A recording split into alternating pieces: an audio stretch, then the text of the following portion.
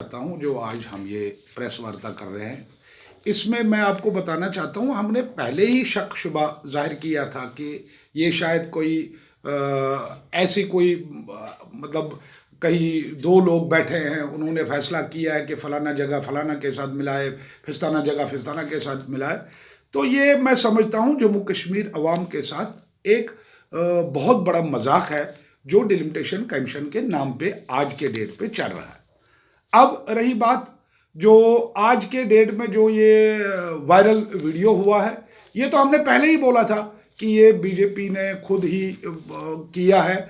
तो मैं समझता हूं कि अगर बीजेपी वाले लोगों की भलाई के लिए काम करना चाहते हैं या वो ये चाहते हैं कि जम्मू कश्मीर में कोई ऐसी कोई घटना ना घटे जिससे कि जम्मू कश्मीर के अवाम को नुकसान हो जाए, उस नुकसान को देखकर बीजेपी को चाहिए कि वो सामने आके पहले तो इस वीडियो का वो चाहे एक्सेप्ट करे या डिनाई करे कि ये हमारा वीडियो नहीं है।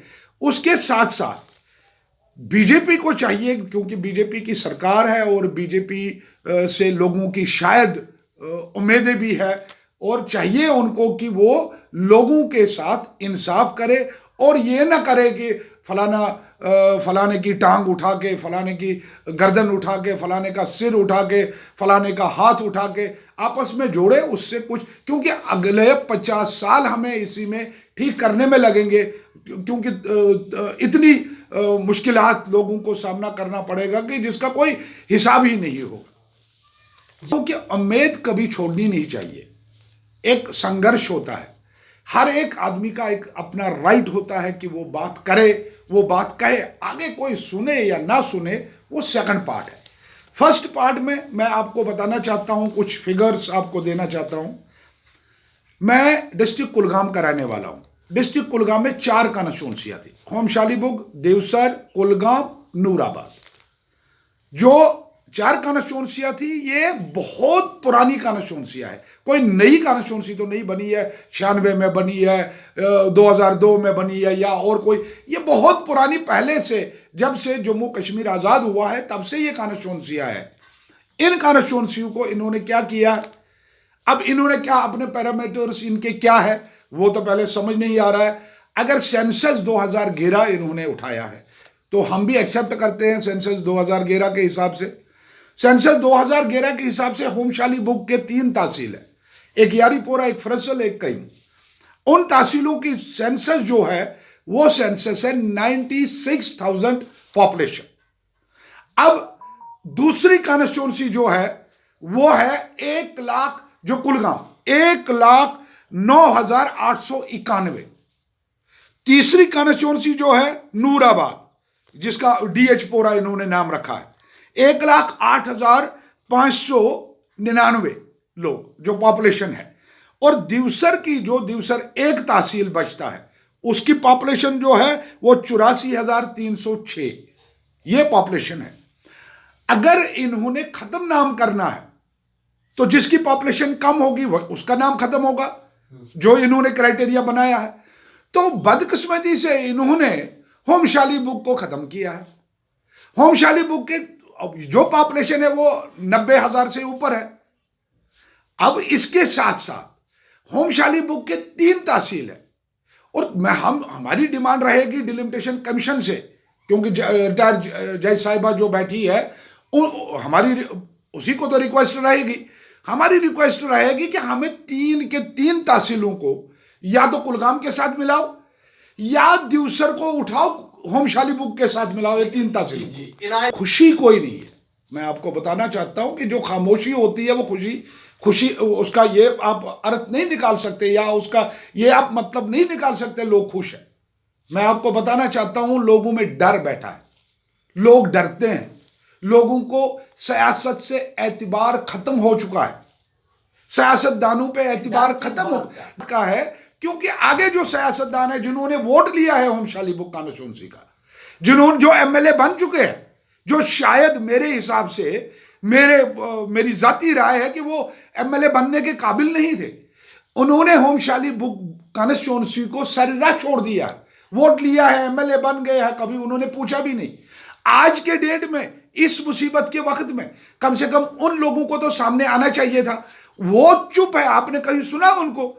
आपने कभी सुना उनको? कल जो कई सब पार्टियों ने दे दिया है, अपनी अपनी ऑब्जेक्शन दी है।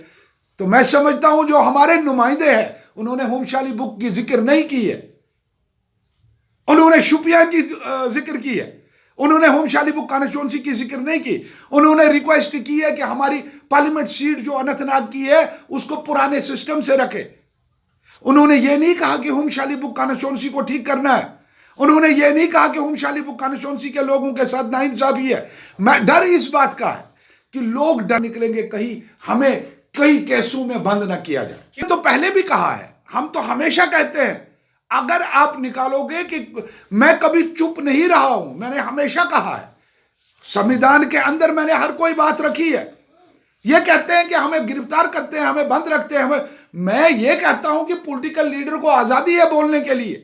अगर आम पब्लिक डरता है, आम पब्लिक को 2019 के बाद उसको लगता है कि हमें ठगा गया है। मैं समझता हूं कि कश्मीरी कौम या जम्मू कश्मीर के अवाम को अब भी बहुत सारी दिक्कतें हैं। वो डरते हैं कि कहीं हमें दूसरे केसों में ना फंसाए, क्योंकि अभी जम्मू कश्मीर में ऐसी चीज नहीं है कि जिसमें वो एजिटेशन करे। क्योंकि एजिटेशन से थोड़ा सा लोग हट के आज बात करते हैं, लिखते हैं। कश्मीरी कौम पढ़ा लिखा है, वो लिखते हैं, कम से कम फेसबुक पे लिखते हैं, यस और नो में जवाब देते हैं। अगर चुप चुप के ही बोलते हैं तो बोलते हैं।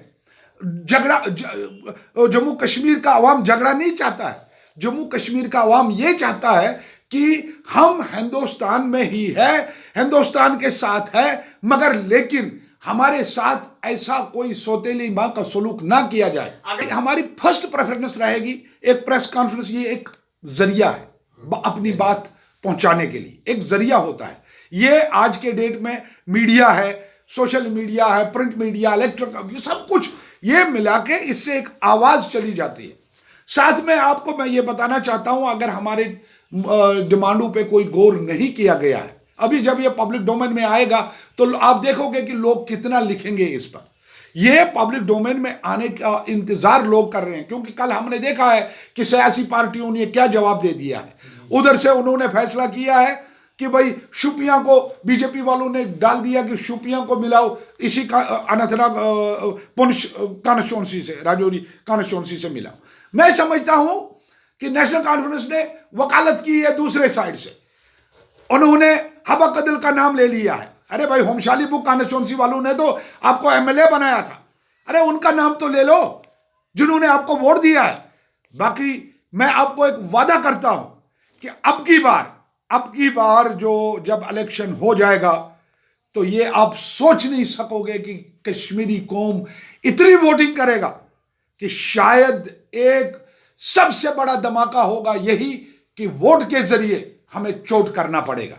क्योंकि हमने कभी भी, खासकर होमशाली बुक कॉन्स्टिट्यूंसी के जितने भी लोग हैं वो इज्जतदार लोग हैं, वो कभी इसमें बिलीव नहीं करते हैं कि झगड़ा करे, रोड पे आ जाए। वो कभी भी रोड पे नहीं आते हैं। हम हमेशा सरकार को अपनी डिमांडें, अपनी जो हमारी समस्या होती है वो हम अच्छे तरीके से पेश करते हैं। मैंने इसी 2021 में मैंने डीसी साहब को रेडवनी में लिया, जहां डीसी साहब को बोला जाता था कि भाई डीसी साहब वहां से वापस नहीं आओगे। वो डीसी साहब वहां से सही सलामत वापस आया और लोगों को मिला और हैरान हो गया कि इतने लोग, उन्होंने इज्जतदार तरीके से अपनी डिमांडें रखी है। मैं डीसी साहब का शुक्रगुजार हूं कि कम से कम वो तो वहां आया है। अब वही हिसाब है कैमू, वही हिसाब है फैसल, हर जगह पे ऑफिसर जाते हैं, देखते हैं कि वाकई में होमशाली बुक कॉन्स्टिट्यूंसी के साथ हमेशा नाइंसाफी हुई है। आज हमारी यही डिमांड है, मैं फिर से एक बार दोहराना चाहता हूं, हमारी यही डिमांड है कि एक बार 3 तहसीलों को मिला के 4थे तहसील को भी साथ में मिलाओ, या तो हम 3 तहसीलों को उठा के कुलगाम के साथ मिलाओ। क्यों? क्योंकि दिवसर के साथ हमारा मेल मिलाप नहीं है। एक रास्ता है, आप भी शायद वहां के रहने वाले होंगे, आपने देखा होगा, एक ही रास्ता है जिसकी 2 गाड़ियां पार नहीं होती है, वो है आमनू ब्रिज।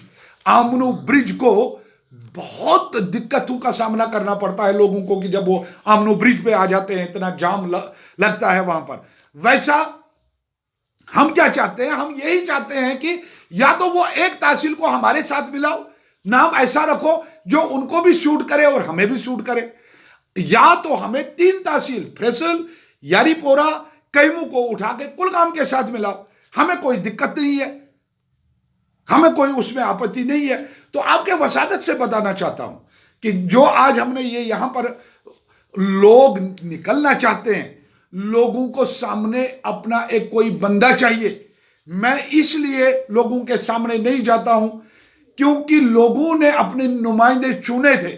पीडीपी का भी एमएलए रहा, एनसी का भी एमएलए रहा, तो मैं समझता हूं आज वो गायब है, आज वो बात नहीं करते हैं ओम शाली बुक कॉन्स्टिट्यूंसी के लोगों के लिए।